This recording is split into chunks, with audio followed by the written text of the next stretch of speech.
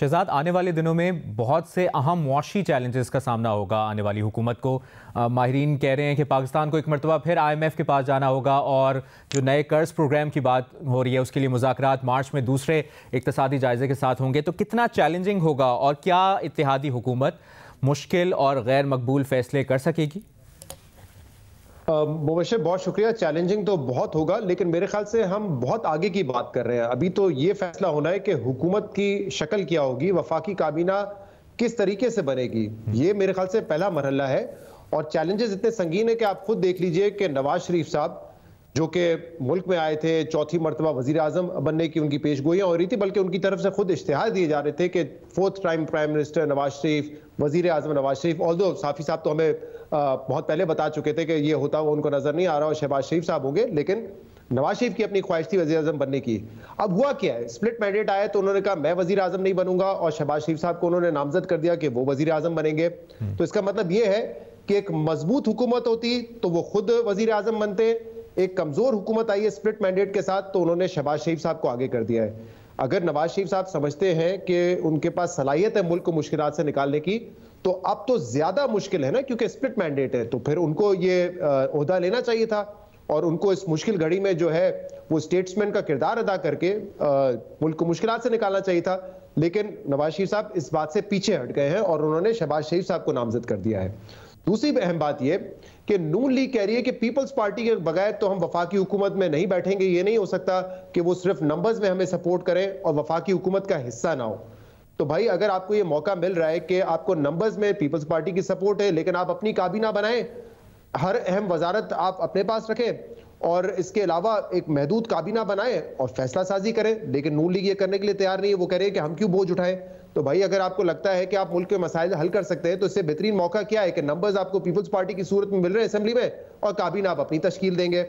Peoples party 16 माह के experience के बाद इन चैलेंजेस को निपटने के लिए एक कोalition गवर्नमेंट में जाने को तैयार नहीं है। वो भी कह रहे हैं हम बाहर से बैठ के फैसले कर हम बाहर से बैठ के सपोर्ट करेंगे, फैसला साजी में हिस्सा नहीं डालेंगे हम, क्योंकि हमारा मंशूर तो मुख्तलिफ है और मंशूर हम उसी वक्त इंप्लीमेंट कर सकते हैं जब वजीर आजम हमारा हो।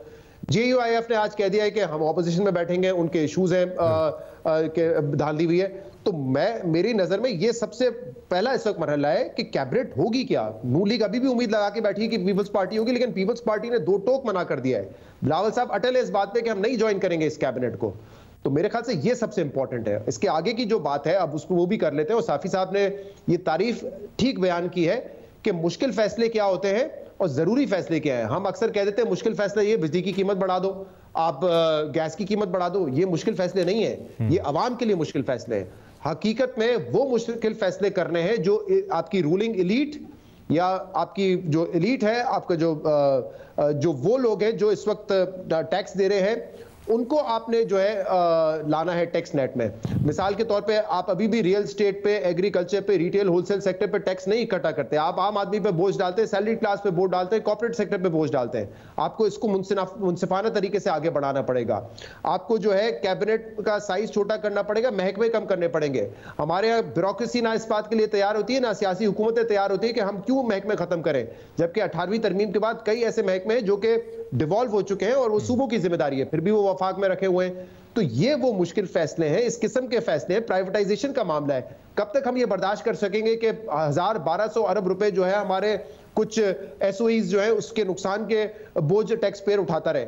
लेकिन जब भी कोई हुकूमत आती है तो शायद उसमें इतनी उनकी जरूरत नहीं होती कि इदारों को प्राइवेटाइज कर सके। तो ये वो मुश्किल फैसले हैं, हकीकी मुश्किल फैसले और गैर मारूफ फैसले जिसको आपने लेने हैं। लेकिन अगर आप ये कह रहे हैं कि मुश्किल फैसला ये बिजली कीमत बढ़ा दो, IMF के कहने पे ये बढ़ा दो, ये तो हम पिछले कई अरसे से करते हैं। तो एक और चैलेंज भी तो ये शहजाद के मुआशी चैलेंजेस की हम बात करें, किसके हाथ में होगी वजारत खजाना? क्या इसहाक डार साहब संभालेंगे? क्योंकि पीपल्स पार्टी तो अपोज करती रही है कि इसहाक डार साहब को नहीं होना चाहिए, बिलावल के बयानात भी हैं।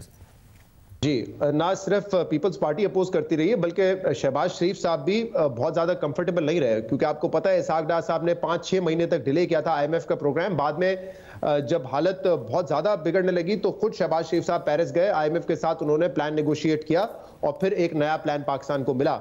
बिजनेस कम्युनिटीज के भी कंसर्न रहे हैं कि जिस तरीके से IMF का प्रोग्राम डिले हुआ, तो ये तो बड़ा इंटरेस्टिंग होगा देखना कि वजीर खजाना कौन होगा। इस वक्त मैं आपको इतना बता सकता हूं, जो टॉप एक कैंडिडेट है he is a professional banker, और हो सकता है कि वही आपके वजीर खजाना हो।